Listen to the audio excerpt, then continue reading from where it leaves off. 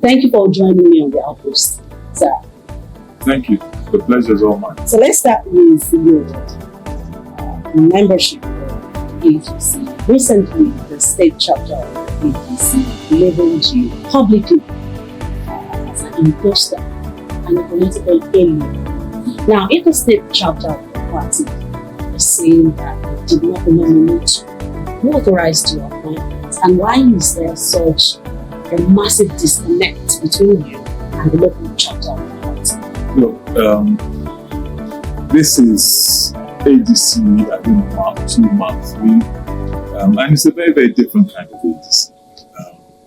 We have to accept the fact that the party, this new formation, was put together, not state by state, was put together in Abuja. And we're just trying to get the state chapters to be in alignment. So there's been like some misalignment generally, because let's call it the aboriginal factors in the state felt like somebody had to be there. We were usurpers, and we've come to carry away their pot of soup, so to speak. But we've been dealing with those issues. My appointment was by the national team. I was made the chairman of the membership registration and membership evaluation committee in the state. I didn't ask for it. I didn't lobby for it. But they thought in their wisdom that they wanted me to drive that process. And I think we've done a decent job in driving it. So if you're a politician, you'd always have to you'd always have to chant to yourself from time to time that sticks and stones can break my bones, but words can never hurt me. So are we running a parallel chapter in the APC in Oyo State? There is no parallel chapter. But there are two factions in Oyo State. There is, yes, supposedly. So I won't say there's these factional issues. It's more a myth, a mirage, and I'll tell you why. Congresses and conventions have been held. People have been elected. People might be challenging that process in court, but people have been elected. And the current team, nationally, their tenure runs out on the 12th of May. And after that, a new team will take stewardship of the party in the state and nationally. Now, you can't stand something from nothing.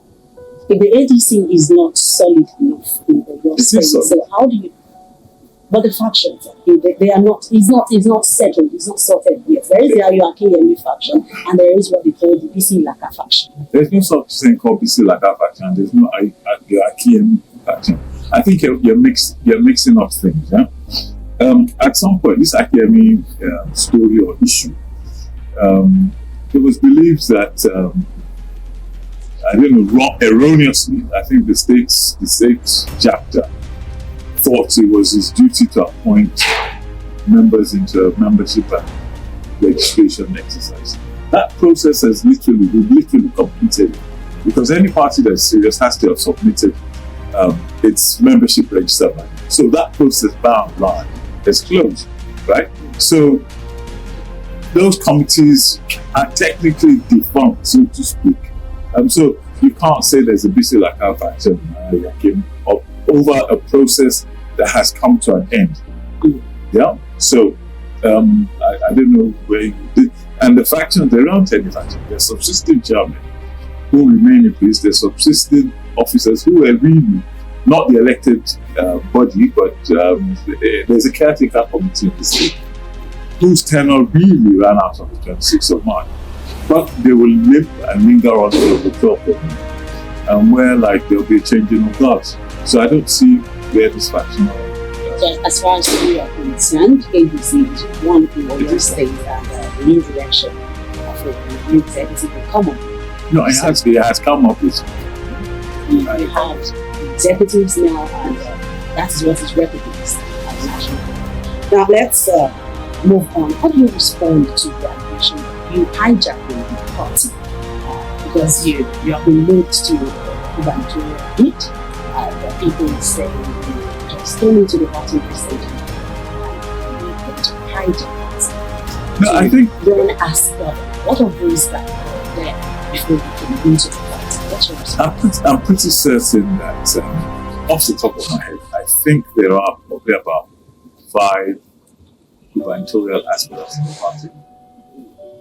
And I'm pretty sure all of them have joined within the last 6 months.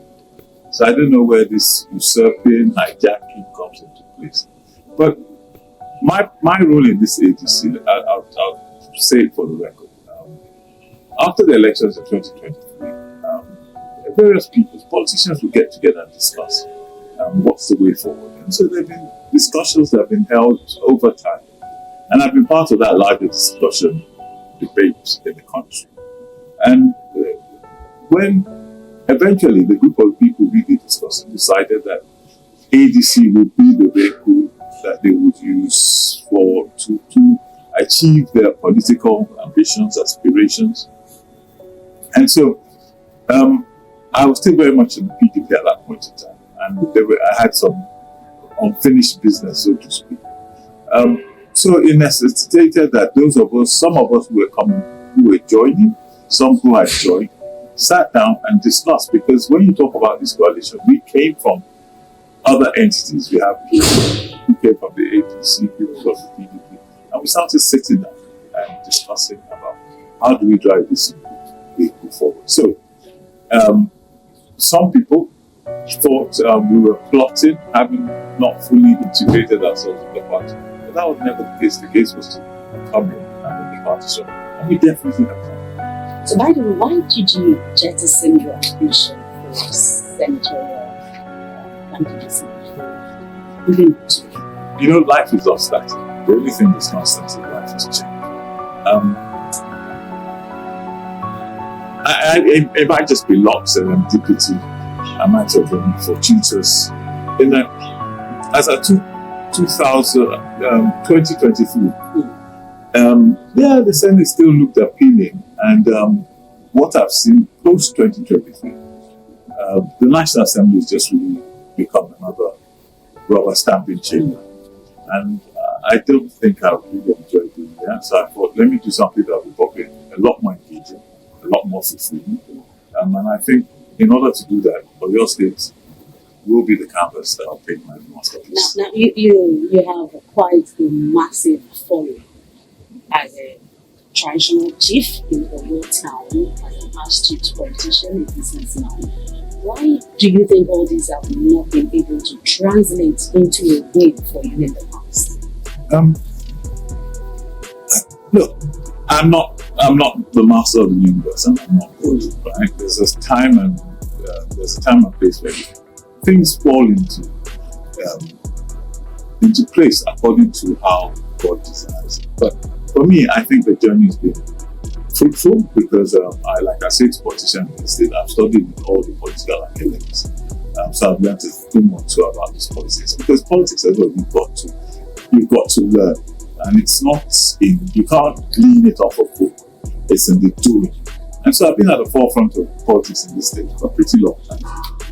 I've participated in government, so I know how that works as well. So it's all been part of my learning curve. So again, every single election, circumstances are different, events are different, actors are different, and so outcomes will be different. So if you did win as a senator, why do you think you can win as a governor? I did not win as a governor, and he left Agodi and he tried to contest Senate. He didn't win, but he won consecutively as a governor. All right, let's look back at your relationship with Governor Seyi. But first, let me ask, why did you leave the PDP? For me, on a personal note, I think that ship it's suffered irreparable damage. PDP is a party that's pretty dear to my heart. But the internal issues has ripped the guts out of that party. And I don't think it's no longer fit for purpose. There has to be clarity in the party. There is no clarity. If you glean the paper, the pages of newspapers or social media or the news, one party says we're in control, the other one says. So you would rather jump the ship than stay and fix? I don't have a dog in that fight, so it's not my fight. And I think 2023 was pretty defining, right? We had literally what was an existential battle for the soul of the party. Some people chose to go another way as opposed to the route that before, and the consequences are there for all to see. So others choose to set the rot in the party, and the rot is fully settled. So I thought it's I think the party is really come to the end of the road. So you chose to, yes, like other politicians. And I think that's the problem we have in Nigerian politics. You leave rather than stay to fix. You jump from one party to another if you think you are not getting what you want from a particular party. And that's been the problem for Nigerians. You know, in my own personal circumstances, they ask, looking for something had started, right? But I thought this platform, look, political parties in Nigeria, we're still in a growing process, right? Because we come from a position where, like, political parties do not really have an ideological approach, right? But you would set some broad principles. It must represent some kind of values. And from there, you can probably spin a philosophy or an ideology. But when all the concerned parts of the party everybody's at variance with one another, right? There's no true convergence of meeting of mind. So you can't really spin anything meaningful out of that fair time. So for me, PDP bar, like nationally and in this state as well, lost its way. You faced quite a backlash in 2019 when you signed the documents that sacked local government chairman at the first time of Governor Makinde. Do you think this affected the political fortune in Oyo State? No, not at all. At that point in time, it was pretty customary that any incoming administration got rid of the local government chairman. I think that matter is now settled, because I think there's a case that probably went all the way to the Supreme Court, and there's a Supreme Court pronouncement that once they're elected for the term, and there's a sanctity about that. So at that point in time, that judgment was not in place. So I was accountable to one man, and I had a job to do. That job I did. What lesson did you take out of that experience working with the commission? Those 2 years were pretty heavy days, because we just come into administration. You have to understand that first and foremost, the outgoing administration of Ajimobi did not leave any meaningful handover notes. So we had to interface with civil servants, so just myself and the governor. And we had to interface with the civil servants who I found remarkably capable and competent. They briefed us properly about how the business of government, the business of how they run the state. I met sterling characters in the civil service, and they assisted us, they handheld us until we got to that. And so it was heady days, it was challenging days, because we gave them that in terms of moving the state forward, there's a lot that had been done, and a lot that had not been done. So we set targets, we set benchmarks, and I think we challenged ourselves. We had robust arguments. We created wonderful policy documents. We had great outcomes. They were great things.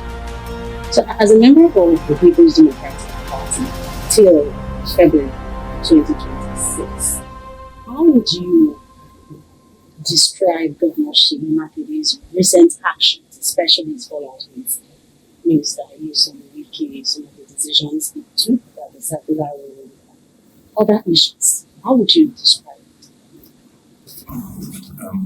They said personal fallout. They were friends, and when they say they're no longer friends, I haven't got the impact of it on the party and the development of the party.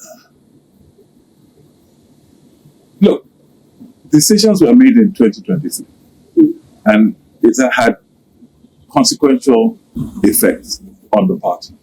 At that point, subsequent to that, they probably fell apart and went into divergent, and it's impacted on the party. So it's their falling out. I don't. So let's get back I don't want to cry on them. Let's get back to the ADC and the strengths of the ADC that you pronounced. Those yesterday, 18 federal lawmakers defected from the ADC. 17 went to the NDC and 1 into the APC. There are whispers that these political parties are just splinters of the APC in different names. Okay, what is your presidential candidate in it? No, there'll be primaries, and they wait and see. You'll see who will emerge. Somebody will emerge. There are enough people who can run for presidency. So one of them will emerge. They are capable people. Even in Nigeria, there's no part of Nigeria you go to that you won't find somebody who's actually capable to drive and lead Nigeria. So we are a bunch of very talented people. So they're capable people remaining in the party. So primaries will be held, and somebody will win, and that person will be the flag bearer of the party. So are you telling me today, or telling Nigerians today, that at no point will ADC decide that you're looking for President Bola Ahmed as your presidential candidate? Definitely. Field? No, definitely not. ADC, the coming together in ADC it is still a rescue mission, a mission to rescue Nigeria. Because we believe that, the backdrop against which we work is that a backdrop of complete economic mismanagement by the government. Poverty rampaging the land. There's security problems everywhere. You can't say like, oh yeah, you hear it just in Katsina, Zamfara, Kebbi. We hear about kidnappings on the streets of Bujija, right? So insecurity is everywhere, but you can't really do anything unless you have a secure environment. From that secure environment, then you could then escalate to now have clear, certain laws that guide and protect your people. If you want the investment to come, the environment has to be secure. And we need the investment. We do not have the funds to generate the goods we need. So security, rule of law, very, very important. So in wrapping up, sir, your ambition to be governor of your state, what do you think you would do differently? Are you going to follow in the steps of Governor Seyi Makinde or other blueprints altogether? I think you'd see my fingerprints will be on whatever it is we're putting together. First and foremost, I think Governor Seyi Makinde has done quite well because most of his predecessors did not set a high bar. So the bar was set at a pretty low level. So scaling up hasn't been that difficult. But we have a lot of challenges that remain in the state. Yeah, I think we could have done a lot better. And there's still scope for doing a lot better. There still remains, yes, there's been a lot of work done in the area of infrastructure, but it's mainly infrastructure in the urban area. And I agree that the infrastructure in the urban area was creaky, was obsolete, was old, and did need uplifting. But you have to we have a dichotomy in our economy. We have the rural economy and the urban economy. The rural has been neglected by and large. So if you go, even if I know less city talkers are going to places like Atisbo local government or Oyo ADC local government, the infrastructure is pretty rickety. And in order to salvage the urban economy, we need to do something about the rural economy, right? And the rural infrastructure as well. So there's a lot of challenges there. Yes, he's made strident and different approach in terms of the security architecture of the state. But again, a lot can be done. A more robust architecture or framework can be put in place in order to deal with our security challenges. Better reporting channels, further integration, local participation, because we will never have enough policemen to look after us, to protect us. So there's a lot to be done. There are gaps in our education system. Right? There has to be a proper realignment with thinking. We've limped on from this old UPM manifesto of one size fits all. There has to be radical thinking in terms of like tooling how those schools, secondary schools and universities work. Yeah, and we also have to know that the people who are producing have the skills and the talents of the modern era. So emphasis on STEM training. Again, We've got issues in our healthcare services. There are gaps in the delivery between the primary healthcare, the secondary healthcare, tertiary, whatever. We have lopsidedness in this. You've got UCH, which is a repository of all the best talented doctors in the state, but their skills are not. You can't see them putting their skills to use in, I don't know, in Shakim or in Seyi. And so there has to be a rethink about that. How do we integrate the federal entities and the state entities? How do they speak to the same issues? Because all they have to do is to treat all your state citizens. Yeah. So I think there's quite a lot. There's quite a lot to be done. But as of today, what's your relationship with the commission? We get on quite well. Because there are whispers that you are preparing the ADC for the election to come. Maybe because a lot of people in the state expect us to have a pretty acrimonious type of relationship. But I choose to have a grown-up relationship with him, which is, I don't necessarily agree with all he does. He doesn't necessarily agree with what I do. But our relationship is private. And if I have concerns and issues, if and when I see him, I can tell him, and he will tell me if he feels the same. So we choose to do it in a more grown-up way. Even if I'm offended, hurt by certain things, I know it's him, and maybe he didn't appreciate what he was doing a lot ago. So it's a grown-up, me and him. So I get into a lot of. Everybody says, "Oh, you and your friend, you and your brothers belong to you." You talked about some offences from the government. Can we have a glimpse into what those were? No, you can't. Like I said, our relationship is private. He might. Are they personal, political, financial? No. We never have any financial. There's no financial transgression. No. We weren't. Even people raised in the same house, right? Who are socialized, nurtured in the same environment, will have differences. Yeah. And so we start from the premise that he's not perfect, I'm not perfect, and so there might be gaps in the relationship. And but nonetheless, we also know that we have the capacity to enjoy each other's company. So regardless of minor differences, we can live with one. Minor expected differences. It's just a matter of life. Life happens to us, and so he might take a view that I think is pretty wrong, erroneous, and ill-informed, and he might think that I'm also ill-informed. So, thank you so much, Chief Oyebisi Ilaka, for your time. Outpost. My name is Adebisi Ogunjimi.